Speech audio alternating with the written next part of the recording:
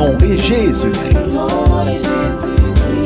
Alors, élevons celui qui est assis sur le trône de gloire. Que le Seigneur vous bénisse encore abondamment, mes bien-aimés dans le Seigneur. Je m'appelle le pasteur Philippe, je suis le pasteur responsable de l'église Alliance Éternelle qui est située dans le bâtiment Galerie Shopping et mon numéro de téléphone c'est le 00243 81 736 96 92. Alors sans plus tarder, nous allons partager la parole de Dieu et aujourd'hui le verset que nous allons partager, il est tiré de l'évangile de Jean au chapitre 11 à partir du premier verset jusqu'au verset 44. Alors j'aimerais vous exhorter encore mes bien-aimés, même chez vous à la maison, que vous puissiez prendre le temps de lire méditer tout le passage, comme ça vous avez aussi une meilleure compréhension. Alors ici, c'est l'histoire de Lazare que nous tous nous connaissons. Lazare ainsi que ses sœurs, Marthe et Marie, c'était une famille qui était proche à notre Seigneur Jésus-Christ.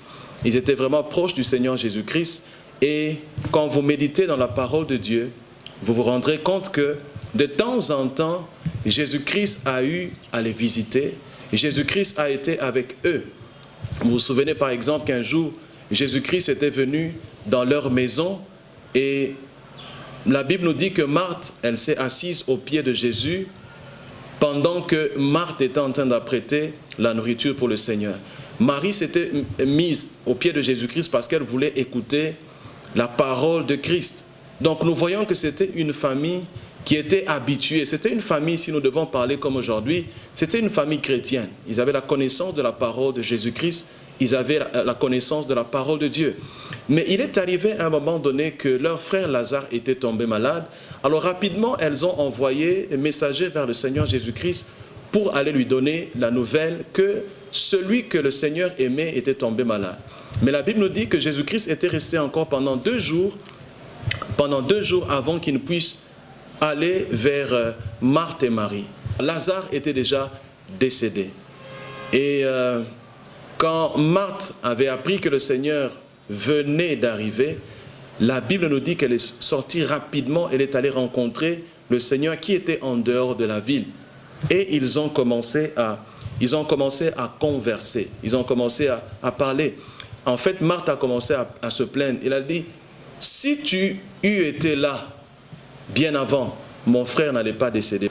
Alors Jésus-Christ dira à Marthe que ton frère ressuscitera. Alors Marthe qui répond à Jésus, il dit, je sais qu'il va ressusciter, mais il va ressusciter au dernier jour. Et Jésus-Christ dit, mais moi je suis la résurrection et la vie. Alors, qu'est-ce que j'aimerais que nous puissions apprendre à partir de ce passage? Jésus-Christ n'était pas en train de parler de la résurrection de mort au dernier jour, mais il était en train de parler de la résurrection de Lazare en ce moment-là. J'aimerais t'encourager, mon bien-aimé dans le Seigneur, que c'est important que nous puissions avoir la connaissance de la parole de Dieu, parce qu'il n'y a pas de vie chrétienne sans la connaissance de la parole de Dieu. C'est la parole de Dieu qui bâtit notre foi. Et la Bible nous dit que la foi vient de ce que l'on entend, et ce que l'on entend, c'est la parole de Christ. Mais regardez, Marthe a été incapable de saisir la pensée de Christ. Christ lui disait que ton frère va ressusciter maintenant. Il dit, oui, je sais qu'il va ressusciter, mais ce sera au dernier jour. Qu'est-ce que je suis en train d'essayer de te dire? Que c'est bon d'avoir la connaissance de la parole de Dieu, mais c'est mieux d'avoir la révélation derrière cette parole. C'est bon d'avoir la connaissance de la parole de Dieu, mais c'est mieux d'avoir l'esprit derrière la parole. N'est-ce pas que la Bible nous dit ceci, que la lettre tue, mais c'est l'esprit qui vivifie. Quand nous avons la révélation derrière la parole de Dieu, nous savons avoir la parole qu'il faut à l'heure qu'il faut. Regardez, le Seigneur Jésus-Christ a été tenté par le diable. Quand le diable est allé vers lui, il a dit, il est écrit. Le Seigneur Jésus-Christ aussi a réagi, il est aussi écrit. Donc ce que je suis en train de te dire, c'est qu'il y a une parole pour chaque circonstance de notre vie. Quand tu es malade, il y a une parole pour cette situation-là. Quand tu es dépassé par la situation de la vie, j'aimerais te dire qu'il y a une parole pour chaque circonstance de notre vie. Par exemple, quand tu es malade, la Bible nous dit que par les meurtrissures de notre Seigneur, nous avons la guérison.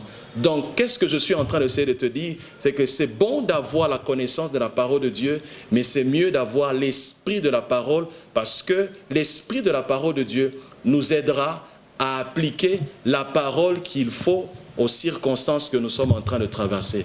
Que le Seigneur vous bénisse encore abondamment. Jésus que j'adore, c'est Jésus que j'adore. Son nom est Jésus-Christ. Oh, et Jésus-Christ, Alors, élevons celui qui est assis sur le trône de gloire. Jésus